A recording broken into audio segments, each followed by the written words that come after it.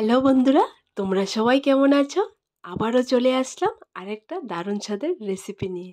আশা করি আজকের রেসিপিটাও তোমাদের কাছে খুব ভালো লাগবে। আমরা যদি বিকেলবেলায় নাস্তা বা টিফিনে এরকম একটা স্ন্যাক্স রাখি তাহলে খুব জমে যাবে।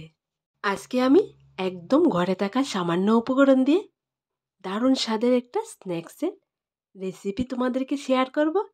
শীতকালে সবারই সন্ধ্যাবেলা টিফিনে ঝাল কিছু খেতে ইচ্ছে করে, তাই তোমাদেরকে বলি আজকের এই স্ন্যাক্সের রেসিপিটা তোমরা অবশ্যই বাড়িতে ট্রাই করে দেখবে, দারুণ লাগে খেতে।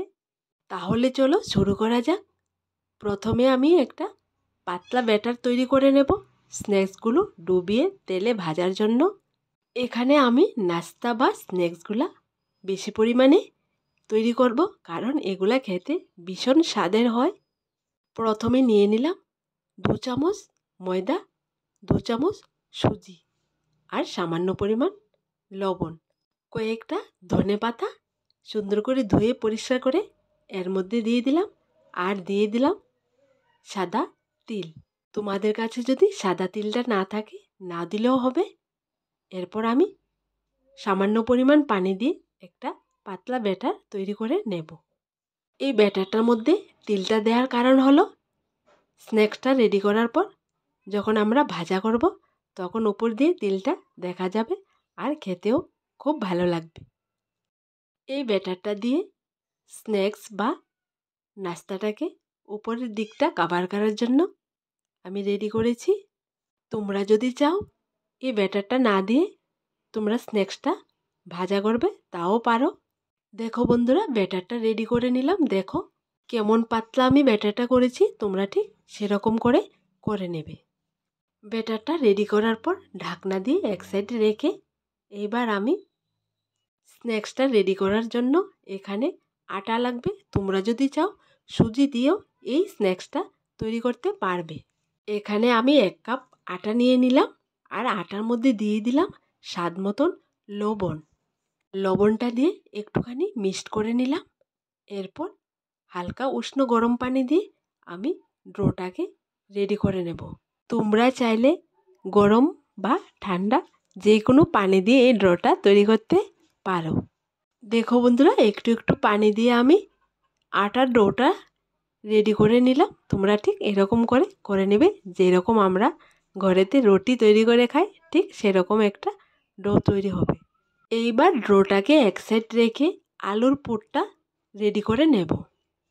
আলুর পুরটার জন্য এখানে আমি 2টা বড় সাইজের আলু কেটে প্রথমে সেদ্ধ করে নেব। সেদ্ধ করার জন্য চুলোতে বসিয়ে দিলাম। এইভাবে টুকরো টুকরো করে যদি আলুটা সেদ্ধ করার জন্য বসানো হয় তাহলে আলুটা বেশিক্ষণ সময় লাগে না, সেদ্ধ হয়ে যায়। দেখো আলুটা সেদ্ধ হয়ে গেছে। এবার আমি পানিটা ছেঁকে নেব। দেখো বন্ধুরা, আলুটা ছিলে আমি ম্যাশ করে নিলাম। এবার এর মধ্যে দিয়ে দেব বাকি উপকরণগুলো। এখানে প্রথমেই দিয়ে দিলাম একটা বড় সাইজের পেঁয়াজ কুচি। পেঁয়াজটাকে আমি একদম ছোটো ছোটো করে কেটেছি। আর দিয়ে দিলাম 5-6টা কাঁচা লঙ্কা কুচি, আর দিয়ে দিলাম ধনেপাতা কুচি, 1 চামচ চিলি ফ্লেক্স।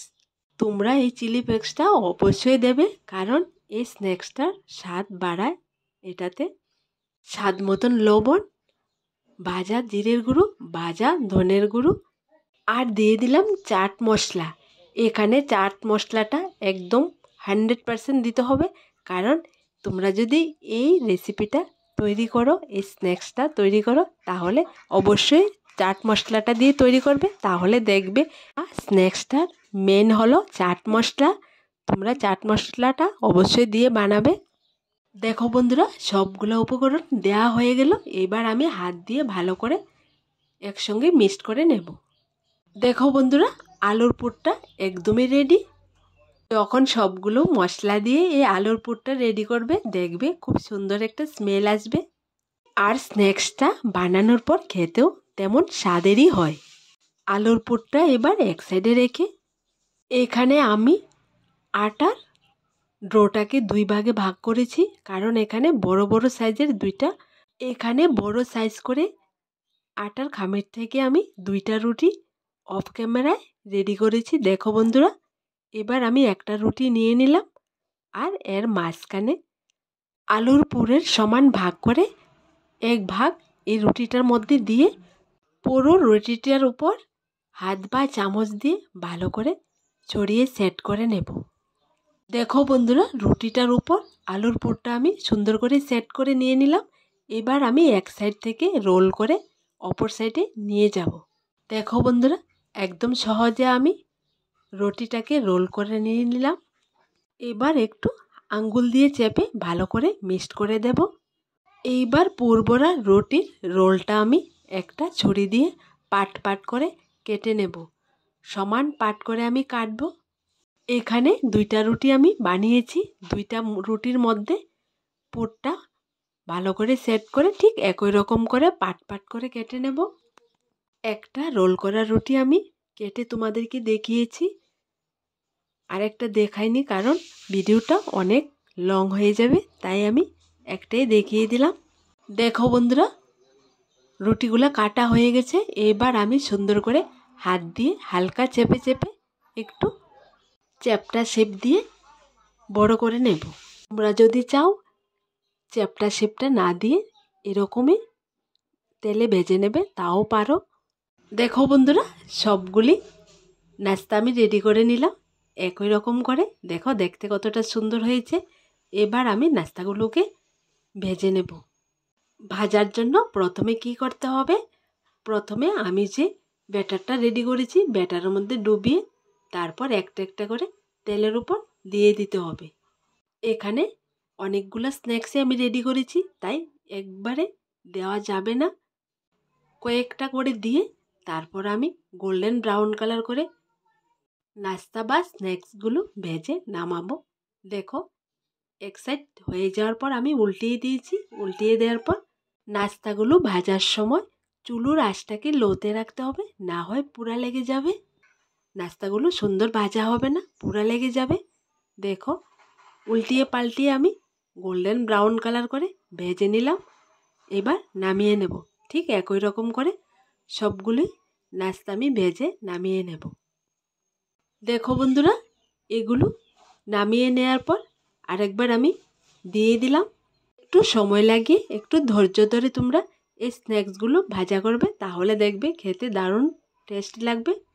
এই স্ন্যাক্সগুলো চায়ের সাথেও খাওয়া যায়, আবার টমেটো কেচাপ দিয়েও খেতে পারবে। দেখো বন্ধুরা, একদম সুন্দর করে সবগুলো ভাজা আমার রেডি।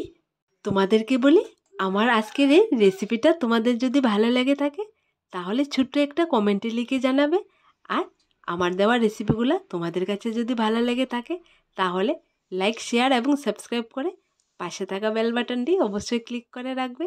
আর যারা আমার নতুন বন্ধু হয়ে পাশে থাকার জন্য অনুরোধ রইল। আবার দেখা হবে নতুন একটা রেসিপির সাথে।